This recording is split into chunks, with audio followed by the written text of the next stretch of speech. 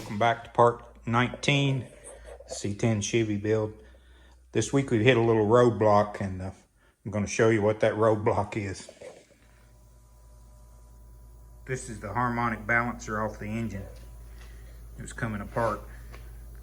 Apparently the rubber in them gets soft and they want to slip and slide and move around, and that's what was happening. So we had to stop and tear the front of the engine apart and correct that. I'll show you what we have there. So I pulled off, of course, all the way down, pulled the oil pan off, timing cover off, timing chain and gear out, water pump off, and to correct this, we wouldn't have had to pull the timing cover. We could have just pulled the harmonic balancer and put another on it, but I thought while I was this close in there and had the front of the truck and the motor off, I might as well go ahead and put a new timing chain and gear in the truck.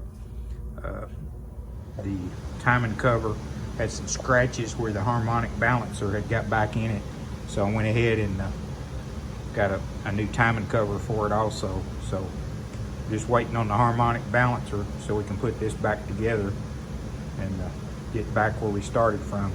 Also had an oil leak on the timing cover, so it was a good thing really that I took it down this far so I can correct all of that and get all the leaks stopped. One thing I don't like is motors that leak and transmissions that leak, so we'll be able to correct that problem also while we have it apart. One thing I had got ready this week is I have this fender on the passenger side ready for sealer, and the passenger's door is ready for final sealer on it. The driver's fender is ready for the final sealer, and the tailgate is close to being ready to epoxy primer. So we'll scuff the rest of this metal coating off of this and put epoxy primer on that, and then of course slick sand and block it out. The door, we'll have to put probably another coat of slick sand. I do have all the Bondo on it, just a matter of blocking it off. And I know you guys thinking, boy, it's a lot of Bondo, but really it's not. It's actually just skimming. A lot of it sands off when you go to blocking it off, and we have to get it straight as possible. So as I said before, the door is not got a lot of dust on it. The door is not the best door candidate for restoration. If I had it done over, I would have probably tried to found the door, as I've said in previous videos, but it'll be okay. I mean, we've got new metal in it, new inside in it. The inside actually looks great.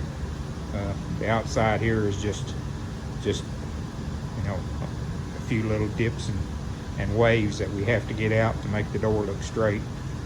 Don't want to put it on there when it's wavy and bumpy, that's for sure. So, but that'll wrap it up for this week. So hopefully we'll get back on track next week and maybe get some sealer on these, and maybe even some paint on them if all goes well. So thanks for watching. We'll get back at it next week and try to get some more done on the C10. Also, I'm working simultaneously while working on this on the 62 Ford unibody that you see at the end of the video. We'll have some full video on it. It's actually at my brother's, and we're videoing that as we go, so there'll be a full video on that a little later on, and we'll just try to jump back between the two until we can get this C10 done. Hopefully here in the next week or two we'll see some more progress on this after we hit this little roadblock on the engine. So part of it is part of restoring vehicles and what you never really figure on or count on, but oh, by the way, I had to put a new master cylinder on too. It was leaking, so fixed that, corrected that problem.